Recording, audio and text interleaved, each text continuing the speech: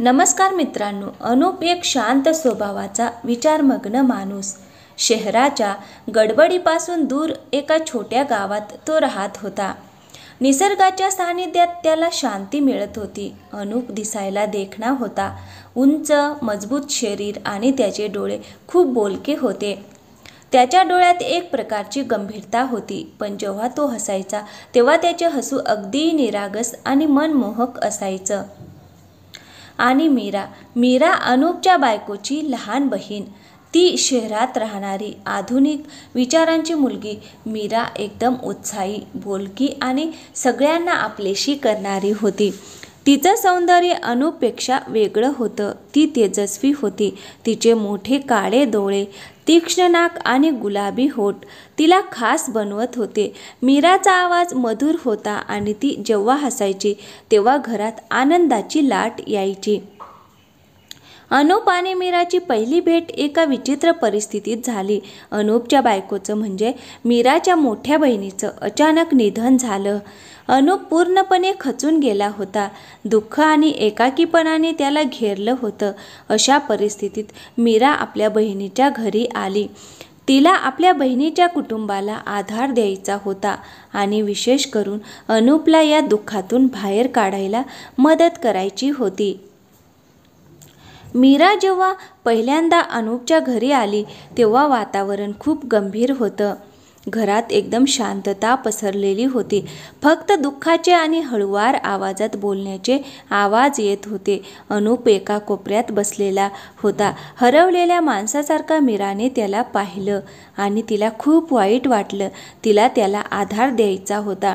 मीराने हळूहळू घरात आणि अनुपच्या जीवनात स्थान मिळवायला सुरुवात केली. ती अनुपच्या घरात राहायला लागली. तिने घराची आणि अनुपची काळजी घ्यायला सुरुवात केली. ती त्याच्यासाठी जेवण बनवायची, घर स्वच्छ ठेवायची आणि त्याच्याशी गप्पा मारायची. मीराचे बोलणे आणि तिची काळजी घेण्याची पद्धत अनुपला हळूहळू शांत करत होती. एक दिवस अनुप आणि मीरा घराच्या समोरच्या बागेत बसले होते. संध्याकाळची वेळ होती. सूर्य मावळत होता आणि आकाशात नारंगी आणि गुलाबी रंग भरले होते. शांत आणि शीतल हवा वाहत होती. अनुप आणि मीरा दोघेही शांत बसले होते, पण आजूबाजूला निसर्गामुळे वातावरणात एक वेगळीच जादू होती.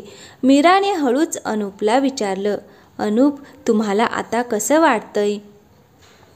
अनुपने तिच्याकडे पाहिलं. त्याचे डोळे अजूनही दुःखाने भरलेले होते, पण त्यात थोडीशी आशा दिसत होती. त्याने हळू आवाजात उत्तर दिलं, मी ठीक आहे मीरा. तुझ्यामुळे मला थोडं बरं वाटतंय. मीराने त्याच्या डोळ्यात पाहिलं. तिला त्याच्या दुःखाची जाणीव होती, पण तिला हेही दिसत होतं की तो हळूहळू यातून बाहेर पडत आहे. तिने आपला हात त्याच्या हातात ठेवला. अनुपने तिच्याकडे प्रश्नार्थक नजरेने पाहिलं. मीराने हलकेच हसून उत्तर दिलं, अनुप, मी आहे ना तुमच्यासोबत. आपण दोघे मिळून यातून बाहेर पडू. त्या क्षणी अनुपला जाणवलं की मीरा फक्त त्याची मेहुणी नाही, तर ती त्याच्या आयुष्यात एक खास व्यक्ती बनत चालली आहे. तिचा स्पर्श त्याला खूप कम्फर्टिंग वाटला. तिच्या डोळ्यात त्याला प्रेम आणि आपुलकी दिसत होती. त्याला तिच्याबद्दल एक वेगळीच भावना जाणवत होती, जी त्याने यापूर्वी कधी अनुभवली नव्हती. संध्याकाळ वाढत होती. अंधार दाट होता, पण अनुप आणि मीरा तसेच बागेत बसून होते. एकमेकांच्या हातात हात घेऊन त्यांच्या मनात एकमेकांबद्दलच्या भावना वाढत होत्या, ज्यांना त्यांनी अजून नाव दिलं नव्हतं, पण त्या भावना खूप खास आणि खूप प्रेमळ होत्या. अनुप आणि मीरा बागेत बसलेले होते, एकमेकांच्या स्पर्शाने शांत आणि आरामदायक. रात्रीचा अंधार वाढत होता, पण त्यांच्या मनात एक नवीन प्रकाश निर्माण होत होता.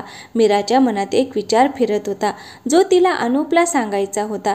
ती थोडीशी अस्वस्थ होती, पण तिला माहीत होतं की तिला हे बोलणं गरजेचं आहे. मीराने हळूच आपला हात अनुपच्या हातातून काढला आणि त्याच्या समोर उभी राहिली. अनुपने तिच्याकडे प्रश्नार्थक नजरेने पाहिलं.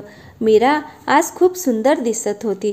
पौर्णिमा जवळ असल्यामुळे चंद्राचा प्रकाश तिच्या चेहऱ्यावर पडत होता आणि तिचं सौंदर्य अजून खुलून दिसत होतं. मीराचे डोळे काजळ घातल्यामुळे ते आणखीन मोठे आणि काळे दिसत होते. तिच्या पापण्यांची फडफड जणू काहीतरी सांगायची तयारी करत होती. तिच्या गालांवर हलकीशी लाली आली होती, जी तिच्या अस्वस्थतेमुळे पण होती, पण ती लाली तिच्या सौंदर्यात आणखीन भर टाकत होती. तिचे अधर गुलाबी रंगाचे जणू मध भरलेला. जेव्हा ते अधर बोलणार होते तेव्हा अनुपला ते दृश्य खूप सुंदर वाटणारं होतं. मीराने आपला आवाज साफ केला आणि बोलायला सुरुवात केली. अनुप, माझ्या मनात खूप दिवसांपासून एक गोष्ट आहे जी मला तुम्हाला सांगायची आहे. अनुप शांतपणे तिच्याकडे पाहत होता. त्याला अंदाज येत होता की मीरा काय बोलणार आहे, पण त्याला तिच्या तोंडून ऐकायचं होतं.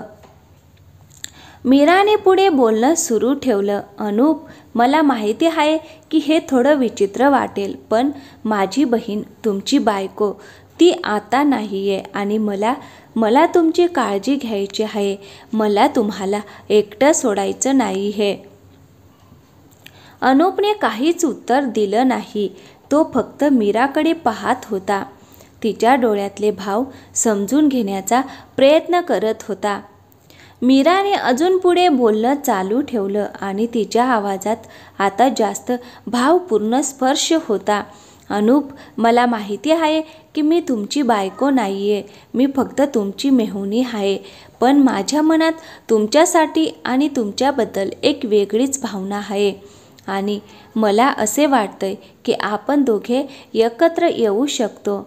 आता मीरा थोडी थांबली. तिने एक दीर्घ श्वास घेतला आणि पुढे बोलली. तिचा आवाज आता खूप हळू आणि प्रेमळ झाला होता. अनुप, माझ्या म्हणण्याचा अर्थ असा आहे की तुम्ही मला तुमची बायको समजू शकता आणि तुम्ही माझ्यावर प्रेम करू शकता.